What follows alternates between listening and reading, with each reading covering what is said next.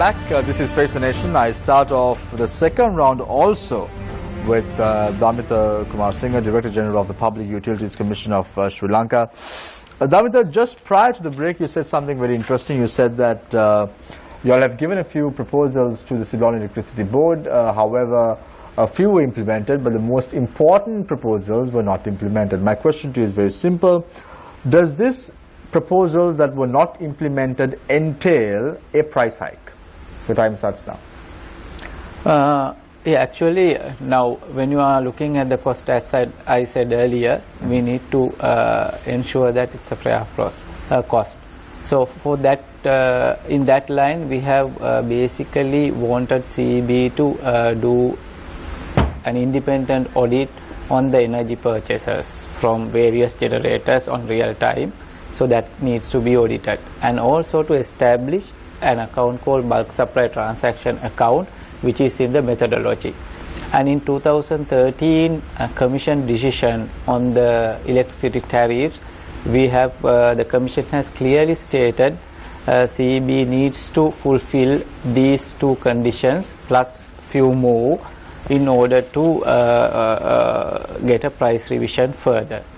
So the CEB has fulfilled most of the conditions, but these two conditions are still not completed. So we need the dispatch to be audited, as well as the bulk supply transaction account to be in place. Now, my question to you, let me rephrase that question to you. We now have an impending election, so we won't see an electricity price revision in the next few months. That is certain. That is the political system in Sri Lanka. When you have an election close by, you just give the people more concessions after concessions, and when the elections are over, all these concessions are taken back. But let's predict the future.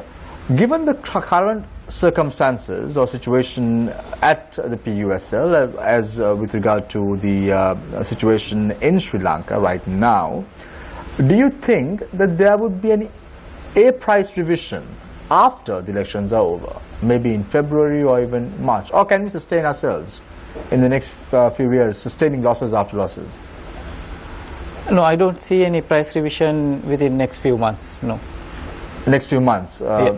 You're saying the near future, next 6 months, or are we talking about 6 months upwards? Or no, next 4 or 5 months. 4 or 5 months. Yeah. Is that because of an election, or is it because there's no need? No, nothing to do with elections. Right, but okay. Now I want to come to my second question to you in the third round. You said again something very interesting before the break. You said about renewable energy and LNG power plants should be the mix that Sri Lanka should have. I've always had this question, Damita, for some reason. We always have a reactive approach. We build something and then it's archaic because it was supposed to be built 10 to 15 years ago.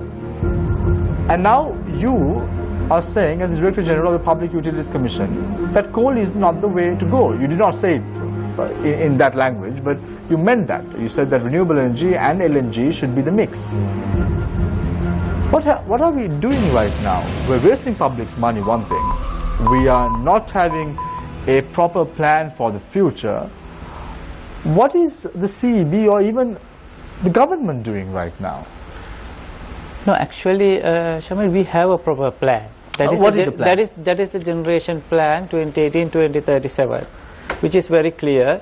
The resources are very clear, the time frame is very clear, and the technologies are very clear. So what we need to do is to implement that plan. That's what I said. The coal LNG debate is not the debate what we should have here. What we should have here is how do we get 1,200 megawatts of power plants within the next 3 years, number one. Number two, how do we achieve the energy self-sufficiency by 2030. I think nobody can challenge that goal. Energy self-sufficiency is something that everybody looks at, everybody wants, and that's where we get the energy security as well, including the affordability. So these are the goals, these are the things that we need to discuss and achieve. So let me rephrase it. By 2030, the government policy is to go for energy self-sufficiency. How do we achieve this? The only two resources we have to achieve that.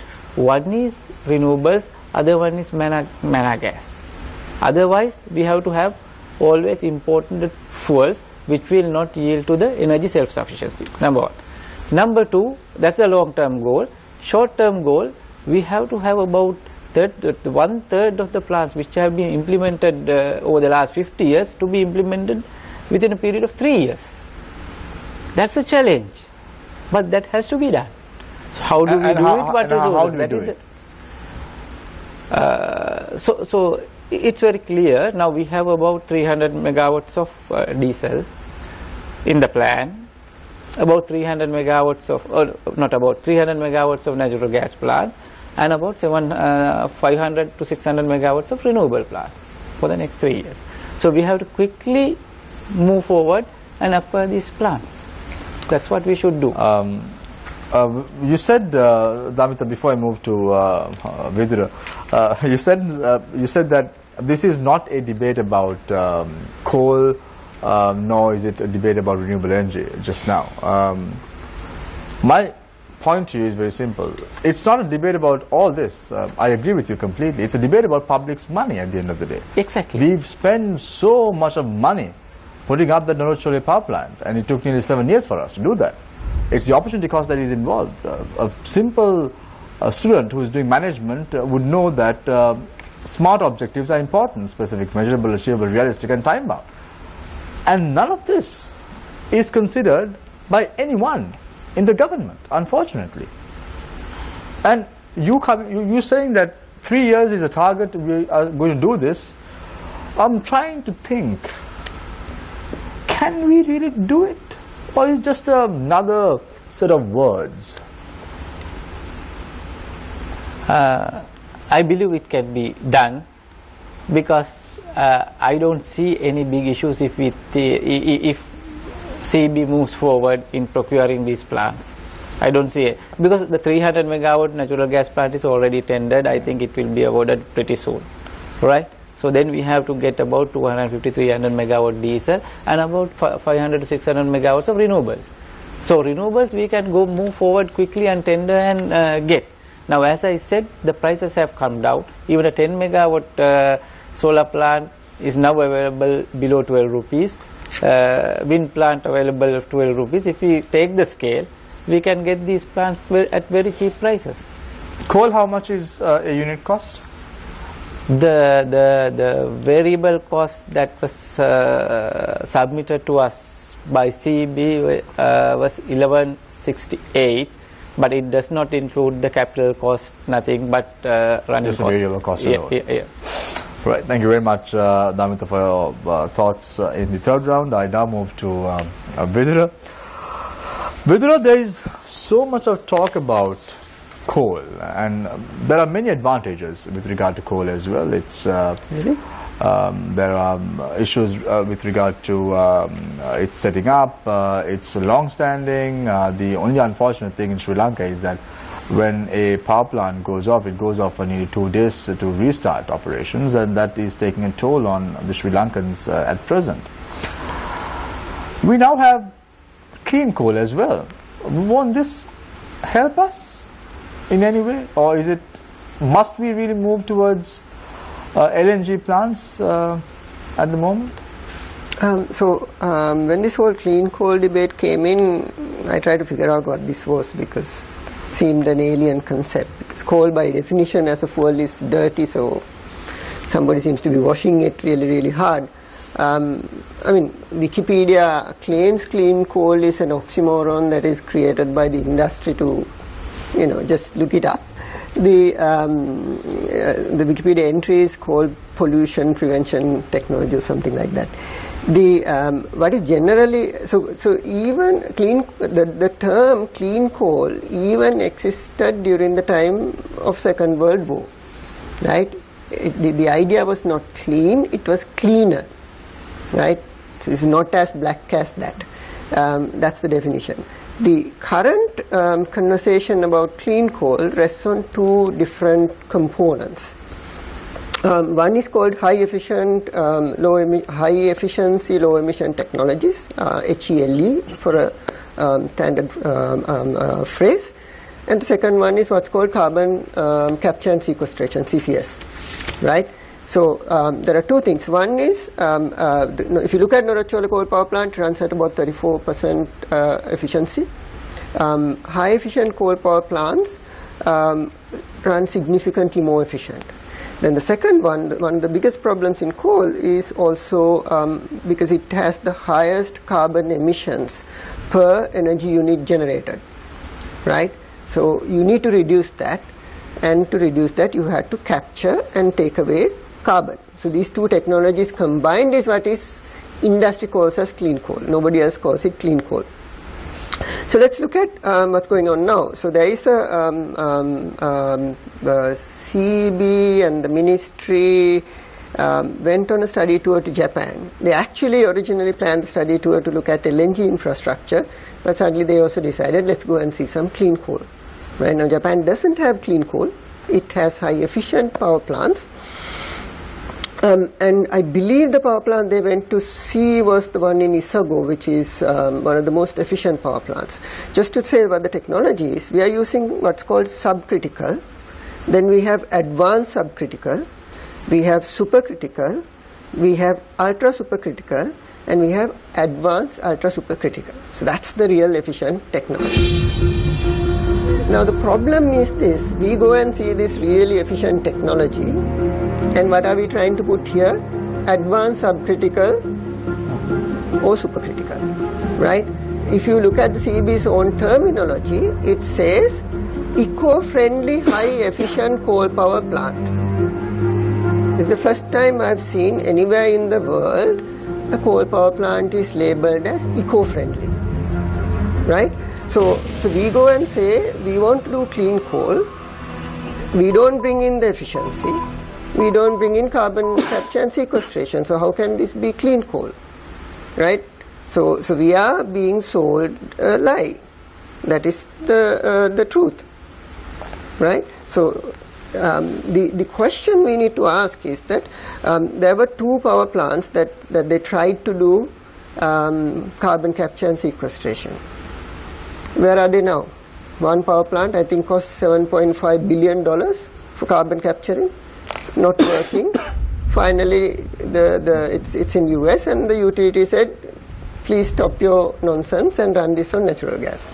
Right. Right. Vidura, before I move to Salih, I want to ask a question, not as an environmentalist, sure, but as a layman, as a citizen of this country. This question was posed to you by former CB chairman Andrew Vijaypal as well in this very podium, and you did not respond at that time because probably there was not enough time, and we had to wrap up the show. We gave an opportunity to Andrew Vijaypal to close the show that evening. So I'm giving you an opportunity to answer that question. Now, when you go home tired, when you put on the switch in your room, the lights, the electricity, the air conditioner, do you think where this power was generated or electricity generated? Do you think about it? And sure, you think, oh, this is most of it is generated by coal. I'm not going to own anything. I'm not going to be a part of it. Do you think? Yes. So let me answer personally. So I'll answer this personally first. Yeah. I do. Right. So I haven't paid electricity bills for my house or for my car for the last 3 years. So I use an electric car. I don't have air conditioners in my house because I've designed my house without air conditioners or fans in Colombo. Right. So I actually think about it. But it's a question is this. This water, this glass of water was given to me by you, so I'm drinking it. Not many people will ask, what are the chemicals inside here? Right? We just will do filtration or boiling, but it will not take away the chemicals. Right? As you may know, Kallan River is fairly polluted, including carcinogens are actually in our water table, in our water that's coming in at minute amounts. So everybody will not think about it. But if some people at least don't think about it, imagine what this water will be in the long run. So I understand quite a lot of people, they have other work to do and it's not a priority. But that does not mean it is not something that is worthwhile looking into. Because I mean, it's kind of disappointing because in 2017, when we tried to leave the environmental issues outside this conversation, I don't think it's an appropriate thing to do anymore. When we are currently seeing what are the impacts of leaving these environmental issues outside. If you go to see what is happening in Norocciole, I think your TV stations ran a news article, I think about 3 weeks back, about persistent health problems in children in Norocciole. Right? So why is this not important to us as a country? Right? Thank you very much. I want to add one more question, one more point on this. When we take away this environmental issue, when we take away the health issue of people of Norocciole outside the conversation, and we do this all the time, we take them away from this conversation by narrowly defining our energy choices purely on financial cost. Right? Because what is important? Which one is cheaper? Right? But the only way for you to make this conversation is if you make the lives of these people and these children worthless. Because if they are worthless, we don't have to bring in environmental concerns, we don't have to bring their health into the conversation, and we can say, is this cheap for me as a consumer? Thank you very much, Vidura. I now move to Saleh Vikramasuriya, former Director General of the Petroleum Resources Development Secretariat. Saleh, interesting thoughts. You hear two gentlemen. I want to ask you a question before I move on to your pet area. Are you concerned when you go home and switch on your electricity, like the light, the fan, the air conditioner? Are you concerned about where this electricity is generated? Does that concern you? Surprisingly, to a great deal it does. I too have an electric car and I too have solar on the rooftop, and I too minimize my consumption of electricity, Shamil. But anecdotally I could add that it's a responsibility of us as a citizenry or planners to look after those that perhaps don't think like that. And again, anecdotally, I would say that we have two monsoons in the country. We have the southwest and the northeast, and one blows this way and the other one blows this way from my point of view. And coal plants, bless their soul, they generate not just power, but they also generate carbon dioxide, they also generate oxide, sulfur dioxide, and all the dioxides. They also generate radioactive material. So you have a coal plant in the south generating all this stuff which gets blown northeast during one monsoon. And should you have a coal plant perched in Trincomalee area, during the monsoon that this one is blowing inland, that is blowing out to sea, that's no problem. During the monsoon winds coming the other way, this one is blowing out to sea, this one is blowing inland. Who sits right in the middle? These are people who already suffer from all sorts of odd things like CKD and such. I mean, are we being fair by them to subject them to a 24/7 fallout of SOx, NOx and radioactive material? That's just anecdotally. That's my point of view. Very patriotic statements indeed, Saleh, but let's take India for an example. Have many coal power plants. They rely mostly on coal power plants as well. My question has always been, why must little Sri Lanka be concerned about all this? We have a neighbor who's emitting ample carbon dioxide, and they say that they're concerned about us, and I don't know how. India has been concerned about Sri Lankan affairs over the last 3 decades or more. Because every single time that Sri Lanka wanted to raise its head, it's India who has been keeping us suppressed. Why must we be concerned? Tell me why. So let's put the wishful thinking aside and look at purely commercial aspects. One of the reasons why we should be concerned is that India has vast supplies of indigenous coal. All she has to do is mine her coal and lift it to the mine perimeter and burn it, as it happens in several places. We don't have coal and we never will. So coal for us will always be an import. That's one of the primary concerns I would have. And that leads into where we should be having an end game based on gas, because we know we have natural gas. So perhaps it would be a good thing to start building the utilization, the demand creation for natural gas, because we have an end game, we have an indigenous resource to fall back on. Let's get back to your pet area, the gas in the Mannar Basin. 2011, there was a big ha-ho. We discovered gas, and they said that Sri Lanka is blessed with many riches as well. The point is, when will Sri Lanka be able to utilize all this? When will we strike gold? Or in other words, when will we strike gas? When will this happen? It could be as early as 3 or 4 years' time. It could be 6 or 7 years' time. Mostly driven by the commerciality of the prospect, because we don't advocate, I would never advocate the government spending any money at all. I would advocate the government partnering with somebody who would invest and then sharing the proceeds equitably, them recovering their cost, and the government reaping the benefits in the long term. That's how it works in most countries. So from that point of view, it's not the fact that we don't have any money that constrains us. It's the fact that we don't yet have a clear policy that is going to speak to the investors that we would want to bring into Sri Lanka to spend their money and share in the returns that Sri Lanka offers.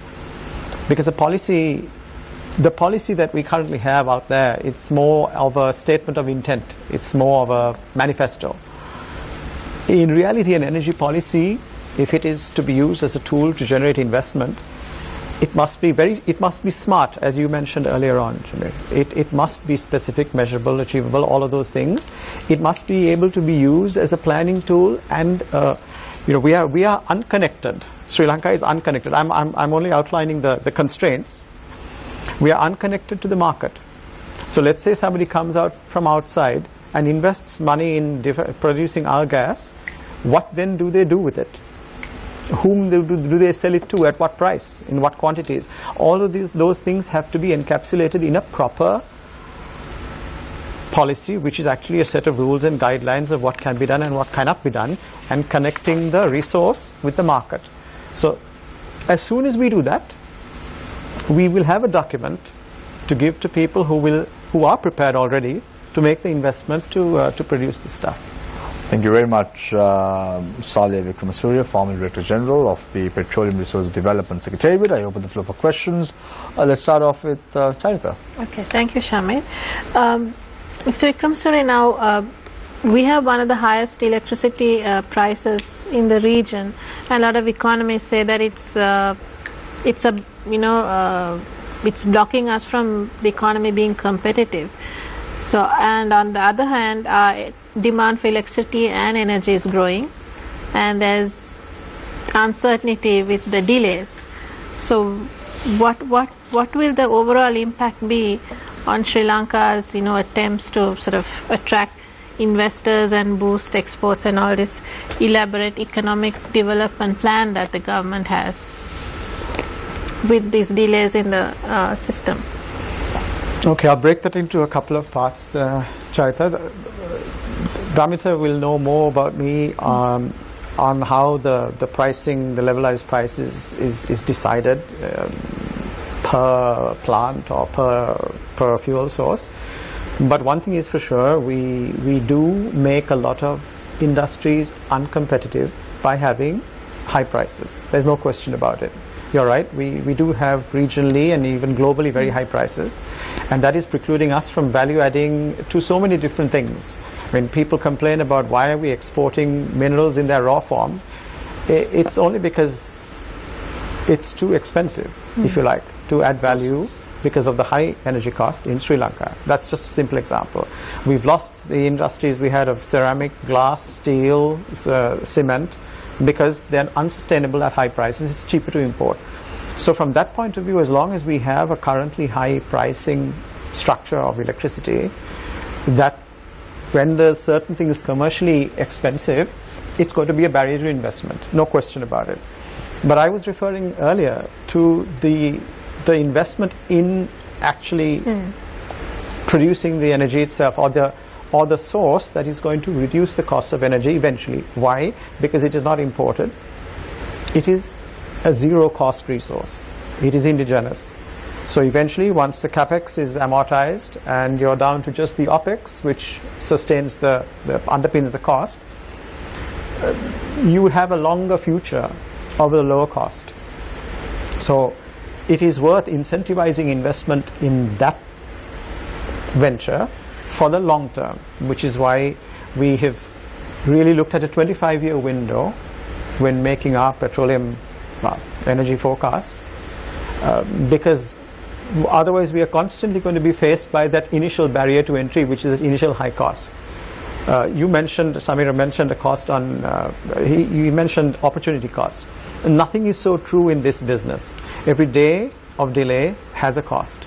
And if you delay it by a year, you'd be amazed at what falls out of the other end of a 25-year window, if you think in terms of aggregated economic impact. So it's a serious question that you ask. It has huge ramifications. We need to act fast, and I think Damita mentioned as one of his main concerns is the lack of the speed of implementation of his power project. I completely underline that. Mr. Vikram sir, during your time as the Director General of the Petroleum Resources Development Secretariat, there's an Indian corporation that was exploring, that was carrying out oil and gas exploration in the Mannar Basin in several blocks. What happened there? Can India? Yeah. So they bid for the block and won it in the 2007 bid round, our first international licensing round. And they drilled 4 wells. They acquired a lot of seismic, most of it 3D, which actually gives us huge visibility into that block and therefore the rest of the basin by extrapolation. What happened to them was that in 2012-13, they underwent a change of ownership and control. In other words, their parent company was Can UK PLC, which was an oil and gas company. They sold 56% of their shares to another UK-based, but of Indian origin company, Vedanta Resources. Vedanta is a mining conglomerate, and their appetite for risk was different to Can PLCs, because one of the first things we saw as the upstream regulator of Sri Lanka. So the company that took over the company that was carrying out the exploration didn't see this as a viable right, so I'm getting to that. This as a viable reserve? I'm getting to that. We saw a decline in their exploration headcount. In other words, we saw them letting go of many of their senior exploration people, which gave us an indication that they were looking at resizing their portfolio. At about that time, Nadeem, the industry collapsed. So when the industry collapsed, Can, who have just undergone a change of ownership and control, were also faced with a declining revenue, because their revenue was primarily from the production, well, I would say all, from the production from their Mangala Basin in India. So that revenue went from whatever it was at $100 per barrel to whatever it became at 30 to 40. So with the new company, the new owners were suddenly faced with a collapse of revenue. So what they decided at that point, and it's not an irreversible decision, was to cycle back from all their exploration activities worldwide, not just in Sri Lanka, but they had exploration activities in South Africa, Myanmar, Bangladesh, a few other places.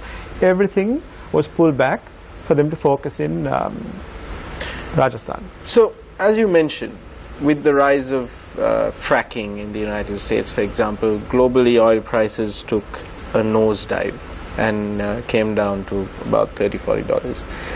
That's still going on.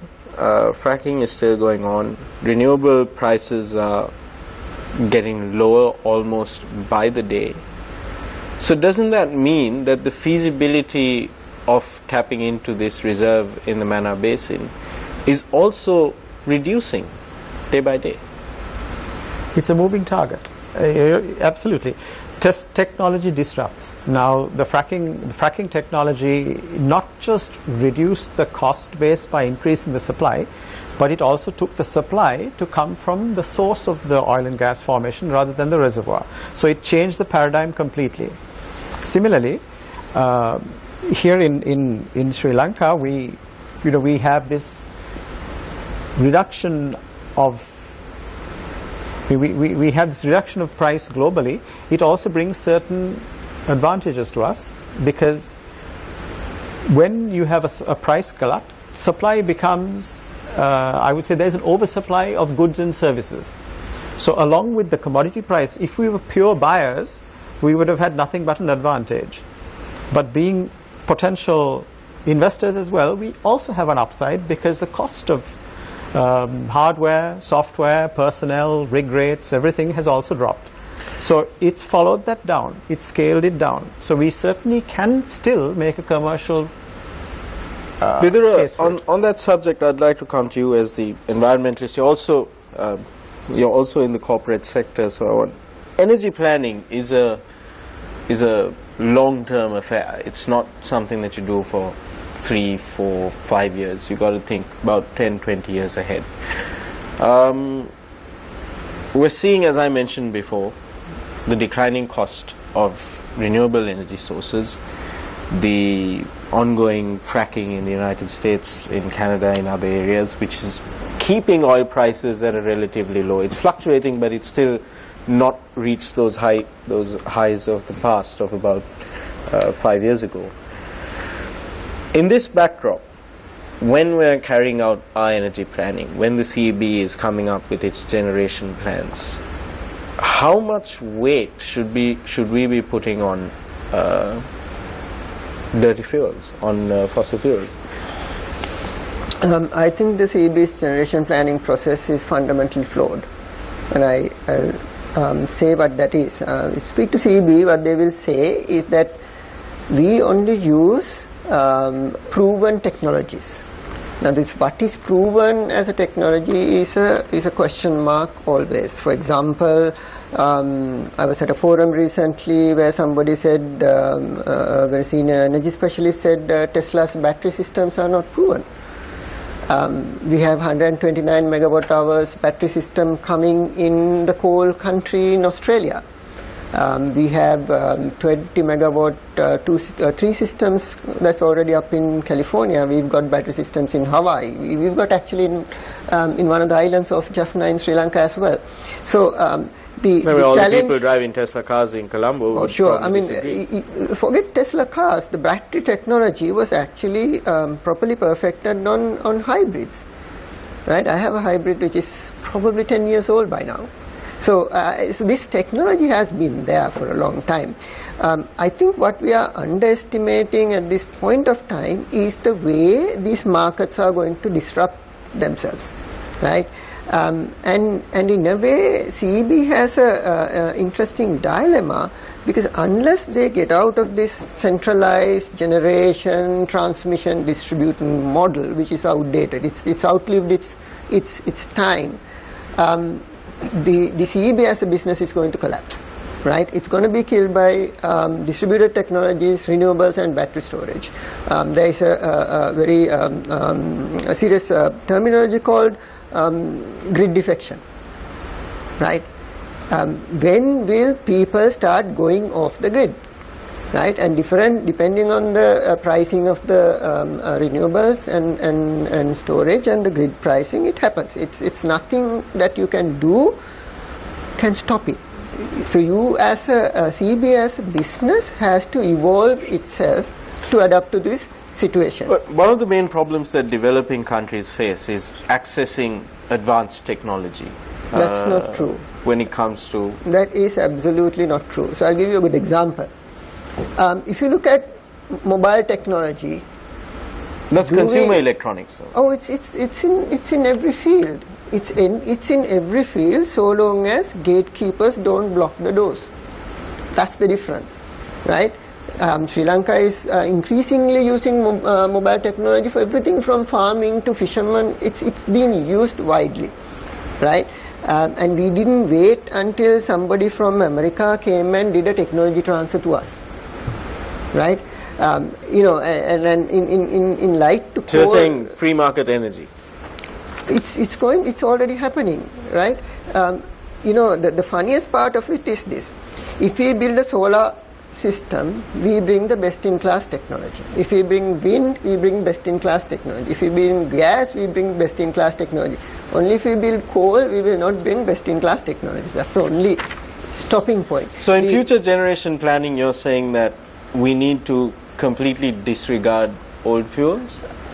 We really need to rethink how the energy systems are going to be. And the energy systems are going to be... I need to give an opportunity to Charita. Yes, Charita, you can One shoot. quick question to I just have 3 Mr. minutes, Kumar Nazim. If Charita is okay with it, I can give an opportunity. Charita, you Yeah, can one shoot quick a question. question to Mr. Kumar Singh. Thanks, Sarita.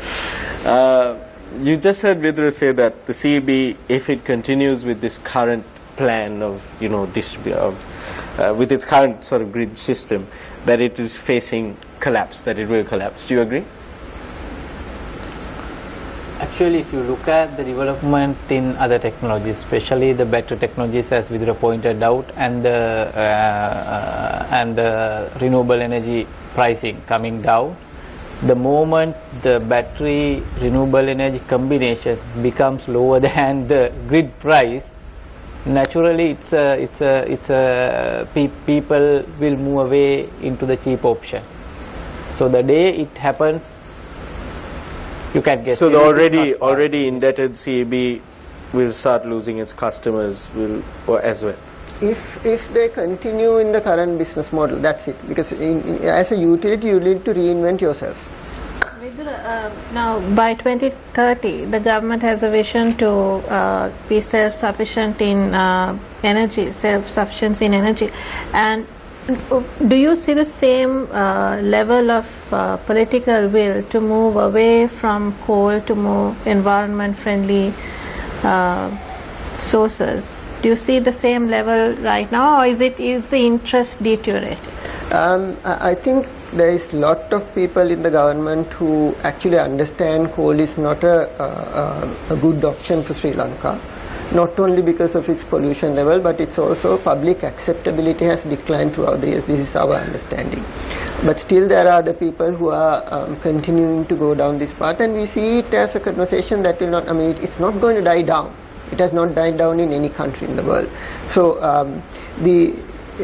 but the components that we need to look at is, as we discussed earlier, the price decline on renewables is a given. It's happening, it's continued to happen. So is the price decline of the battery technology, right? These two are sufficient to disrupt the complete marketplace. Now, if we think about what is currently going on, with the way Sri Lanka gave consumer tariffs, if you are a high-use customer, right, you are getting charged at 30 rupees per unit. So all of these people already went and put solar panels in their houses and got this to zero, right? What happens then is that price has to be distributed to somebody else, and those guys are going to defect, and then somebody else. So this is going to happen. So the question you need to ask is that, how does CEB think about its business in the long run when this type of disruption is in the market?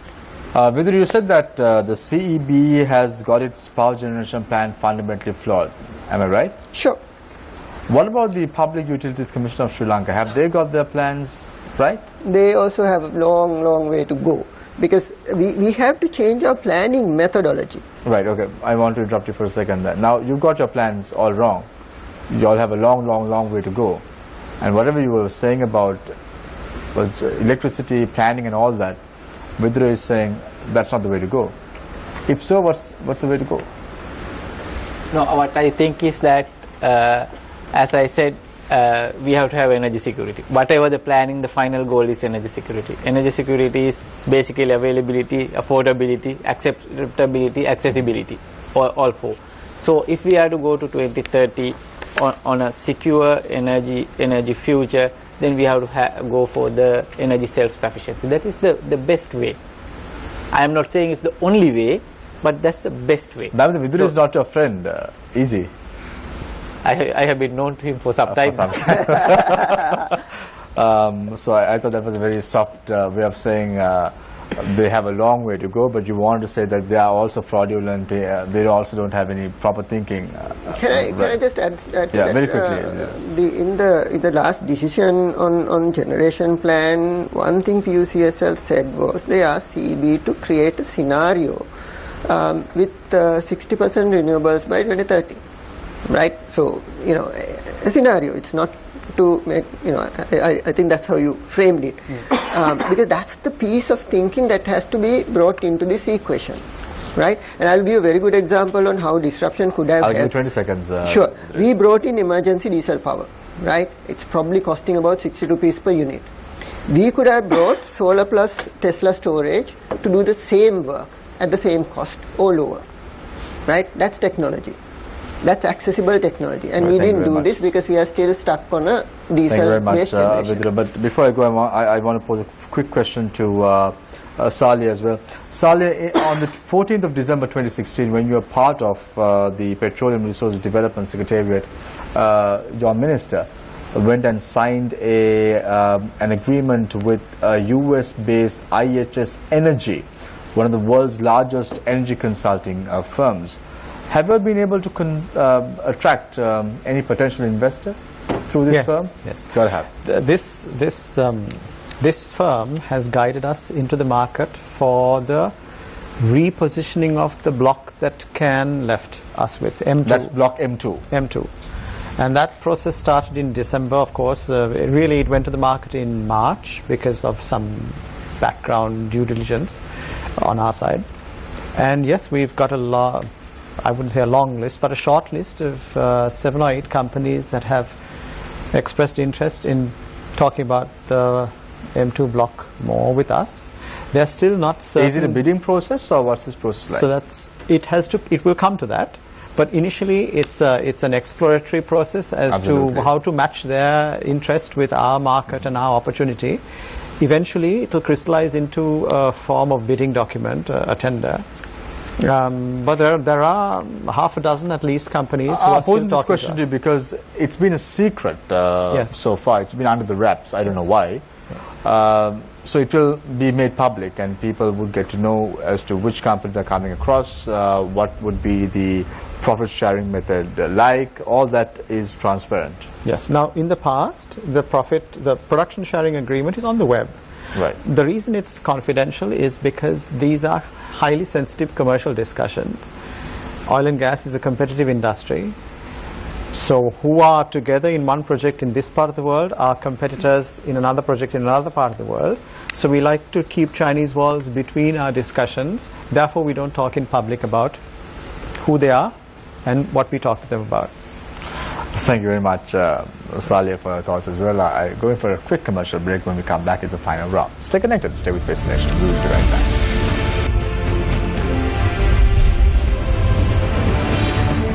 Welcome back. This is Face the Nation. I start off the final round with Vidura Ranapanava, environmentalist. Vidura, future looks optimistic.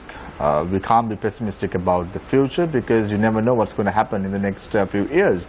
There can be a complete turnaround of events, and there may be the silver lining that we're looking for, even in the energy sector. What is your message to the stakeholders who are part of this entire process?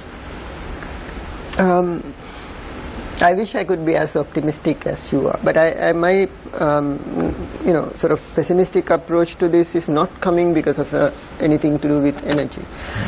Because before I got involved in the energy sector, my area of focus was climate change, and that unfortunately doesn't give a lot of optimistic messages at this point of time.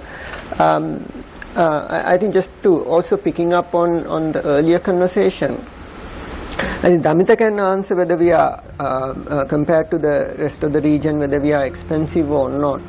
But one of the things I can tell you is that especially Europe and certain companies in America are already looking at what is the carbon imprint of what we make.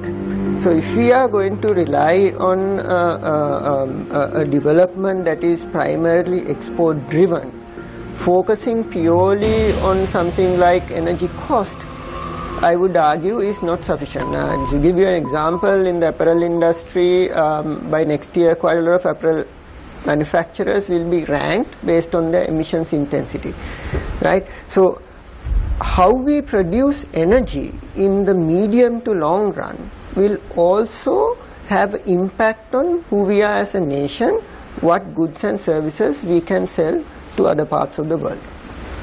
Thank you very much, Vidur Rarapanam, environmentalist. I now move to Salia Vikramasuriya, a former Director General of the Petroleum Resources Development Secretariat. Salia, one of the problems that Sri Lanka faces is the fact that the two most important problems are we don't have a vision, and then even if we had a vision, there is no execution. As an energy expert, where do you see Sri Lanka in the next few years? Will we execute our plans, put everything right, and then move concretely to the future? Or how do you view the future in the next few years? In my view, the cement that binds those two together, that's the vision and the execution, is ownership. And at the moment, that ownership is a little diffuse in this sector. Because it's so new, there is very little capacity in our government to discuss, to speak the same language, if you like, as our potential partners, without whom we cannot achieve the vision. So it's a bit of a catch-22. If that uncertainty is resolved and there is a clear ownership taken of this sector and it is driven forward to a public vision, I believe Sri Lanka has a very good future in terms of exploiting, or I don't like to use the word exploiting, but producing her own indigenous oil and gas. Now, I'm not saying that that's everything either, because the other two panelists, my friends here, have talked about technology, their disruption, and the paradigm shifts that come. You've seen gas come from twice the price of coal to the same price, if not less than coal. You will soon see renewables approach the same trajectory, which of course means that planning based on coal as a cheaper source becomes obsolete. So in other words, we are going to constantly go through this shift of obsolescence. So from that point of view, we do need to be a little bit futuristic in our planning. In other words, the scenario casting that these guys, Damita and his team, have been using is something that we have to, on a broader scale, outside of just the power sector, we need to apply that right across, because don't forget, power is only 30-40% of our energy at the moment. The elephant in the room is transportation, and transportation isn't going away soon. And then you've got that huge chunk of domestic consumption of biomass, which has to be replaced to save people's eyes and hearts and lungs and so on and so forth. So ultimately, I'm optimistic, provided we can reduce the number of stakeholders that we have in this and centralize the planning to one place. Thank you very much, Salia Vikramasuriya, for your thoughts as well. I now move to Damita Kumar Singh, Director General of the Public Utilities Commission. You're sandwiched in between two men, who's one optimistic and the other pessimistic about the future. So I'm going to ask you an easier question, Damita, because of that. We have the port city that is coming up. We have high-rise buildings. You name it, we have it in Sri Lanka. You call them 42, 45. You sell 7-star luxury, 5-star luxury. You name it, we have it. Has all this been incorporated in this plan of yours? Yes, actually the generation plan is based on a certain assumed demand, and that demand has taken into account all these planned developments of Sri Lanka. So, but when you ask the municipalities, they say most of these buildings that are coming up don't even have proper clearance. And then you say that you have put all this in your forecast as well. I'm trying to figure out how. No, actually, Shamil, now there are a few things. One is the general forecast. Then other one is the special project forecast. Both are put together in coming out with the forecast for the generation plan. So let's say Port City or Hambantota Industrial Estate, those things are taken into account in the generation plan. And also all other construction and other developments are generally in the long-term forecast. So it is naturally captured with the growth rates and other factors. So I think the demand forecast is pretty much comprehensive one, and that has taken into account all these developments. No electricity tariff hike in the near future? I don't see anything within next few months. Does that mean that the CEB will have to incur losses after losses? The losses depends on how do we define that. Define losses? The bottom line in a company goes red. There you go. That's how I define losses. No, in our terms, it's the cost versus fair cost comparison. So Okay. sometimes the fair cost may be profitable and the cost may be ended up as a loss. Right, that's a nice way of putting it. That means, in a nutshell, the CEB is going to make losses in the next few years as well. Thank you very much, Damitra Kumar Singh, Director General of the Public Utilities Commission. Thank you very much, Sali Vikramasuri. Nice to have you on board for the first time on the show. Looking forward to for your presence in the future as well when we speak about energy. Pleased to be here. Let's see what happens in the next few years. You're optimistic. Let's see that optimism is carried forward in the government ranks as well. Vedura, thank you very much for joining us as always. But before I go, I have to ask you one quick question. I want a yes or a no here, Vedura. I'm not going to even give you 10 seconds to answer. You said that you use an electric car and there is no air condition at your house. But in one of your statements, you said, I've been using a hybrid car for the last 10 years as well. Yeah. So you have a hybrid car and electric car? Sure. Okay. So thank you very much. Thank you very much, Nadeem. Thank you very much, Charita, for joining us this evening.